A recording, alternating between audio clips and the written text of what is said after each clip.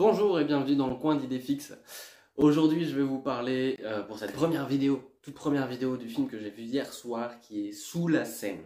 Sous la Seine, un film sorti cette année en 2024 de Xavier Jean, disponible sur Netflix avec deux rôles principaux, vraiment deux rôles, Bérénice Bejo et Nassim Niasse. On va parler de ce film. Il faut savoir déjà que c'est un film qui a coûté 20 millions d'euros de budget. 20 millions d'euros, comment vous dire que c'est énorme par rapport à ce qu'on voit dans le film. Alors, c'est un film Netflix. Donc Netflix fait très souvent ça. Ce qui diffère en fait du cinéma dans ces films, parce que déjà, moi je fais une différenciation entre le cinéma et les films. Ça, c'est un film, ce n'est absolument pas du cinéma. Dans ces films, dans les films Netflix, la production de Netflix apporte beaucoup d'argent pour les salaires. Il n'y a pas de pourcentage par rapport au nombre de vues, au nombre de spectateurs qui vont voir en salle. Donc, le budget du film paraît gonflé parce que les réalisateurs et les acteurs sont payés en plus qu'un film de cinéma qui sortirait en salle. Donc, il y a déjà cette explication pour les 20 millions de budget, mais ça ne suffit absolument pas à justifier ces 20 millions. Deux acteurs, Bérénice Bejo, qui joue moyennement bien. Honnêtement, on peut pas dire qu'elle joue bien. C'est pas une catastrophe, ça reste quand même une actrice qui a beaucoup d'expérience, qui a fait de grands films, des films même internationaux. Mais c'est moyen. On va dire que c'est une manière de jouer comme on pourrait voir sur France Télé. Elle joue à la plus belle la vie, quoi. Il y a des scènes où c'est assez marqué, quand elle doit jouer un petit peu l'étonnement, ou la tristesse, ou voilà, quand elle doit vraiment faire sortir des émotions, on n'y croit absolument pas. C'est vraiment pas du niveau de Bérénice Bejo, c'est pas du niveau que ce soit numéro 1 dans 70 ou 83 pays, je crois. Le film est numéro 1 dans 83 pays. C'est absolument pas grâce à l'acting, ça c'est sûr. Et donc, deuxième acteur, Nassim Niasse. J'ai le nez bouché. Nassim, quand t'as le nez bouché, c'est pas facile à dire. Nassim Niasse, que je connais depuis très longtemps, que je connais depuis En passant pécho, bien sûr, qui a essayé de se faire un peu de cinéma derrière.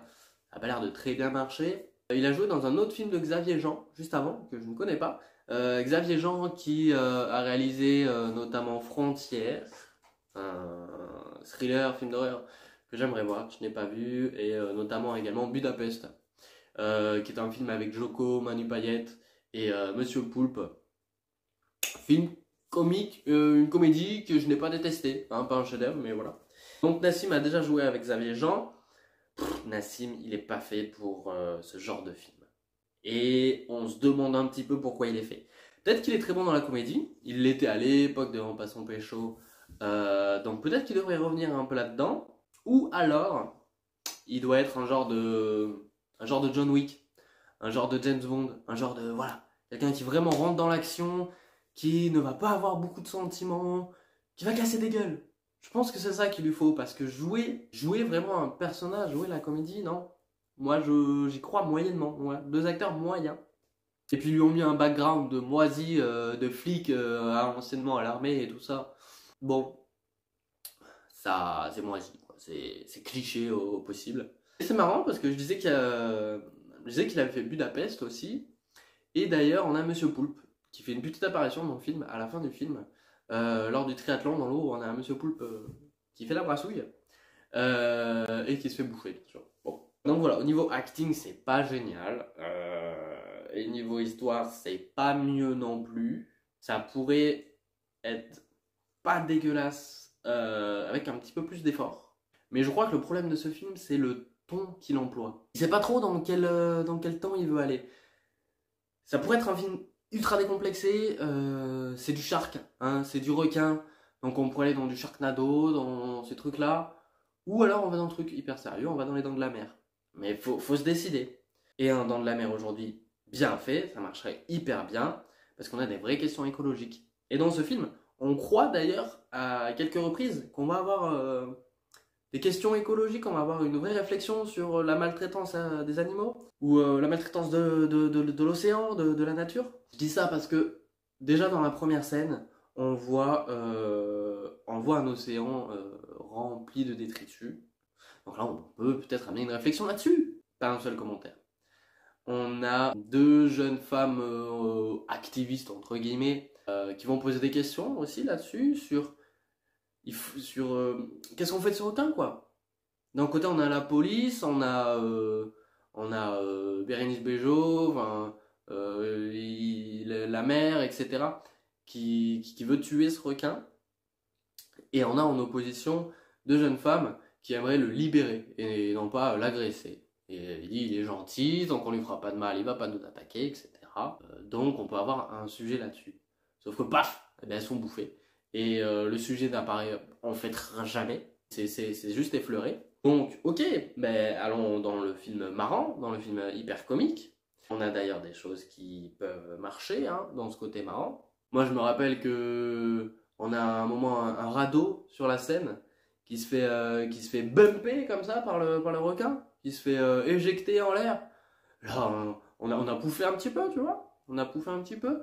On a la mer, donc le rôle pas joué par Valérie Pécresse, hein, mais où il est interprété, je pense, Madame Pécresse. C'est un personnage qui me dérange pas mal dans l'histoire, parce que donc ok, on part sur un truc comique, mais non, c'est pas possible.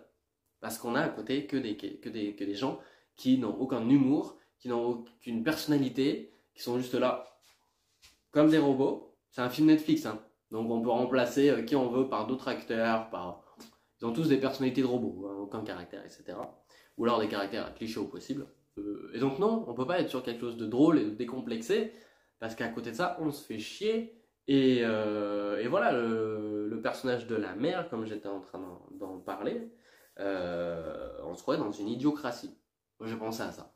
Je pensais à un monde où tout le monde serait complètement con. Et la mère est incroyablement conne. C'est incroyable. Vraiment, là, on est sur un sommet, hein, sur un pic de la débilité. Elle nous dit des phrases genre faites disparaître votre poisson. Voilà, j'ai mon triathlon, venez pas me saouler. Et puis quand après ils reviennent, ils disent ah ben non, moi je savais pas qu'il y avait un requin. Donc elle joue très bien son. Voilà, c'est un personnage, moi, qui pourrait me plaire, tu vois. Mais si il y avait une continuité sur le reste du film. Et pas une pseudo-stratégie, une pseudo oh c'est mon requin, oh c'est mon mari qui est mort, oh. On sait pas sur quel ton on est. Donc, donc du coup c'est mal écrit quoi. C'est mal écrit, les personnages sont fades. Il y a encore une fois un cahier des charges qui est rempli, d'avoir toutes les nationalités, d'avoir toutes les orientations sexuelles, d'avoir tous les... Bon, ça c'est le cahier des charges quoi, des films du 21e siècle quoi. Mais c'est mal écrit, ouais, comme je dis. Il y a plein de détails après dans le film. On comprend pas. Les tympans qui explosent dans le début du film, suite à la. Quand elle est amenée plus ou moins dans les abysses, même si en fait elle n'est pas si profonde que ça. Quand Bérénice Bejo est amenée dans les abysses, ces tympans explosent. En tout cas, c'est ce qu'on comprend. Donc on s'attend forcément à ce qu'elle soit sourde. Rien n'est ramené à ça. À la fin, tu vois qu'elle ressaigne, d'accord, c'est du sang. Et qu'est-ce que ça veut dire? Absolument rien. Il y a un traceur sur le requin, à un moment on ne sait pas pourquoi. La police, elle veut aller plonger pour trouver le requin. Ils disent le traceur on s'en fout. Et en fait, le traceur, ils le suivent. Et puis le traceur, il est enlevé. Il n'y a pas de chose logique. Et puis à ce moment-là, d'ailleurs, la police a l'air de douter qu'il y a un requin dans la scène. Alors, ça se comprend, hein. Moi je douterais aussi, hein. Je croirais pas, clairement. Sauf que on a un fait établi, c'est qu'on a un corps découpé en deux. On peut voir même, j'imagine, avec des traces de morsure, on peut comprendre que c'est quelque chose qui a été arraché. C'est sûr, ça peut être compris, ça. Et malgré tout, la police ne croit pas à l'existence d'un requin alors qu'on a quelqu'un qui a des preuves, qui peut apporter des preuves. La police n'y croit pas. C'est le débile du cinéma, hein. Souvent la police est montrée comme les êtres les plus bêtes, du monde. C'est montré comme ça. Ce corps là qu'on découvre coupé en deux, on n'en parle jamais, on n'en parle pas. Il est amené comme ça. Par contre, on va nous montrer que des journalistes s'intéressent à des obus qui sont dans la scène. Par contre, personne dans la population, ni journaliste, ni la France entière, quoi, n'est au courant qu'il y a un buste, qu'il y a un corps coupé en deux dans la scène. Des obus, oui. Un corps coupé en deux, non. Je veux dire, le travail journalistique, là, il y a un problème quand même de... Voilà. Il y a un making-of après le film. Ils disent qu'ils aimeraient, qu'ils espèrent qu'il y ait une réflexion à la suite de ce film. Il n'y en a aucun. Il y en a aucun. Il y a un moment où moi je me suis dit, ah ouais, en fait on s'amuse. Il y a les obus qui pètent. Il y a les ponts qui pètent, les ponts sur la Seine. Paf, ça pète de partout. Et après on a un tsunami qui emporte tout Paris. On se dit, ouais, c'est trop fun. C'est 2 minutes du film.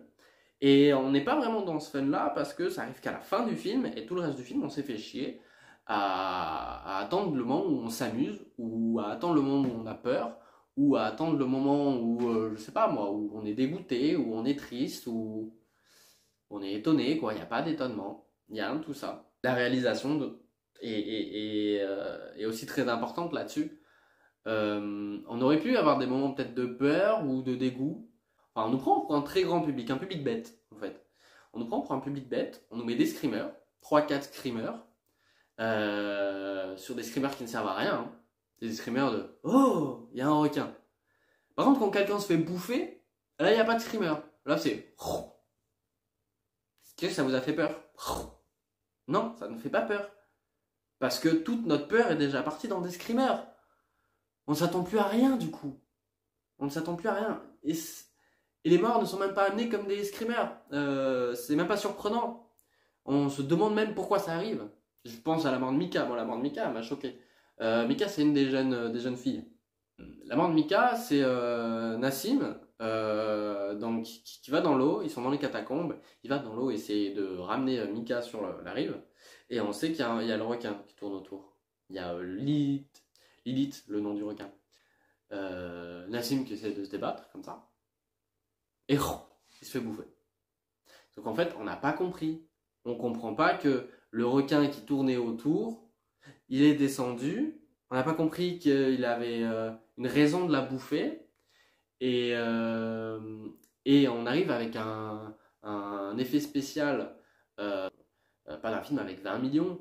Donc ça ne marche pas. Il y a plein de trucs comme ça qui ne marchent pas. C'est mal amené. Il n'y a pas les bons cuts, il n'y a pas les bons raccords entre les scènes. La réal aussi, je pense à un moment où dans l'hôpital par exemple, là, donc les deux personnages principaux qui sont en train de parler, et une infirmière qui arrive, ou non, la collègue, on va dire l'adjudant-chef, ou je sais plus qui arrive, qui leur dit on a besoin de vous, venez, on a besoin de vous. Cut, catacombe. Là, il y a un problème de cut là. Il y a un problème où quand tu es dans un hôpital et que tu dis viens, on a besoin de vous, et que la scène d'après, tu es dans un endroit sous terre, dans la catacombe, tu te dis mais il y a tout un trajet entre les deux qui a été fait. On nous explique pas comment ils acceptent de faire ce trajet sans savoir où ils vont. Et on s'attend pas à ça, on s'attend à ce qu'ils soient encore dans l'hôpital.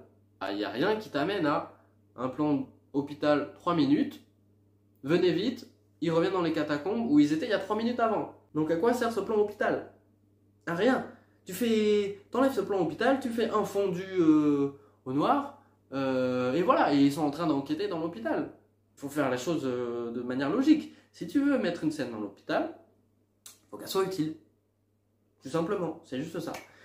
J'ai cru d'ailleurs au début que c'était un film d'amateur, que c'était quelqu'un qui était peut-être à son premier film. C'est Netflix, c'est très fort possible qu'ils prennent un jeune, qu'ils prennent l'ami d'un ami qui veut faire un film voilà, sur les requins, ils le prennent. Et voilà, c'est un film amateur parce que le mec n'y connaît rien. Quand j'ai vu que c'est quelqu'un qui avait fait sa vieille gens, il a plus de 5 films. Il a plus de 5 films de cinéma. Il a plus de 5 films qui sont sortis en salle, quoi. Pas des courts-métrages, des vrais films, avec du public. Et j'ai cru vraiment que c'était un film d'amateur. Quand j'ai vu ça, j'avais pas trop compris. Alors déjà, moi le premier truc qui m'a fait dire que c'est un film d'amateur, c'est vraiment sur la réalisation, pas sur les effets spéciaux. Ça, j'y viendrai après. Mais sur la réalisation, je vais pas mettre ça dans les effets spéciaux, mais par exemple, au début, on voit le bateau de côté. Donc au début, ils sont sur le bateau. On voit le bateau de côté et on voit une incrustation dans les hublots, dans les fenêtres du bateau, une incrustation d'un reflet de la mer. C'est horriblement mal fait. C'est horriblement mal fait. Je sais pas si la fenêtre a été peinte en vert et qu'ils ont mis le truc par-dessus, mais ça fait faux au possible, on dirait du papier alu, voilà, ça fait très métallisé, ça fait très fake. Donc là, direct dès le début, hein, les 5 premières minutes, je me dis, oula, les voix spéciaux, ils ont mis le paquet, mais pas le bon paquet, quoi. Donc ça commence mal déjà, ça m'a pas trop mis dedans. Et ensuite, on a des scènes inutiles. On a un travelling, quand Bernice Bejo se fait emporter dans les abysses par le requin. On a un travelling qui va des pieds à la tête, qui n'a aucun intérêt, qui paraît encore d'être du 3D modélisé à la va-vite. C'est pas beau, c'est pas utile. Ensuite, elle sort de l'eau avec un ralenti comme ça. Ça, on l'a vu 1000 fois, arrêtez. On a un autre ralenti d'ailleurs, c'est quand? Ah, ben c'est dans l'hôpital. Voilà à quoi servent ces 3 minutes. À nous mettre un ralenti d'une minute en travelling arrière sur Bérénice Bejo qui est là.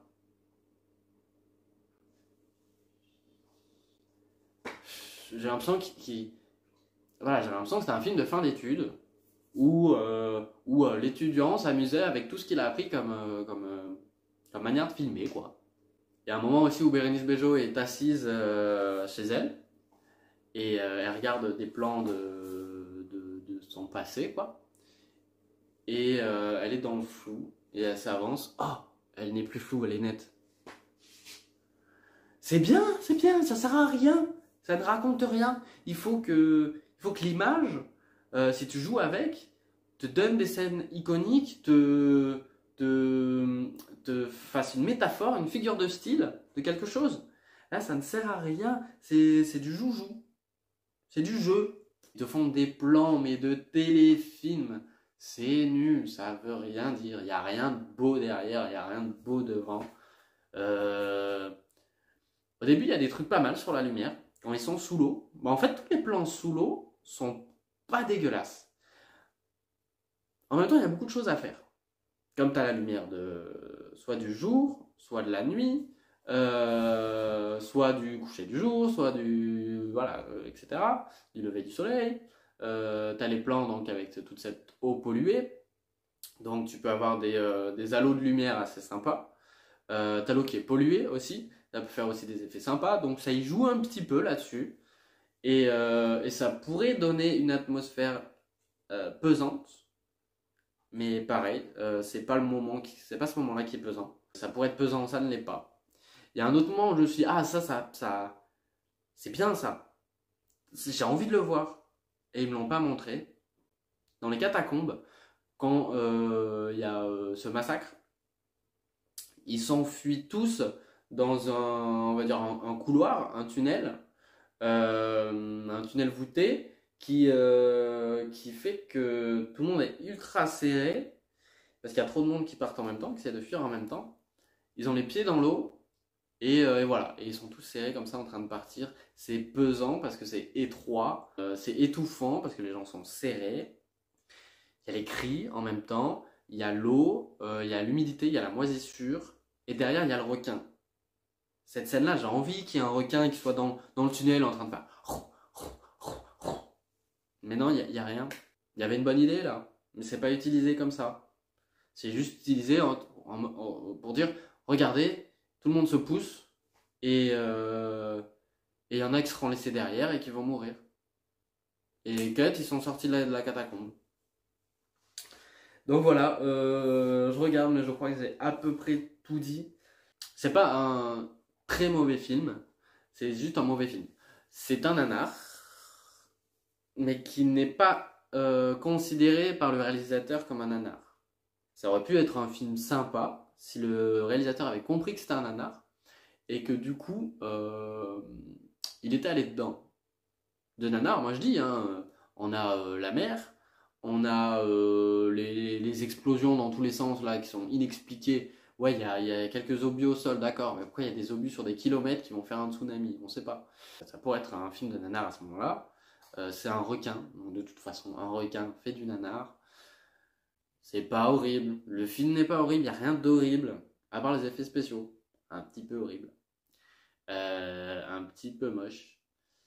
En tout cas, quand il y a du corps à manger, c'est moche. Mais sinon, non, c'est pas un film horrible, mais c'est encore un film euh, que tout le monde regarde, alors que c'est nul. C'est nul.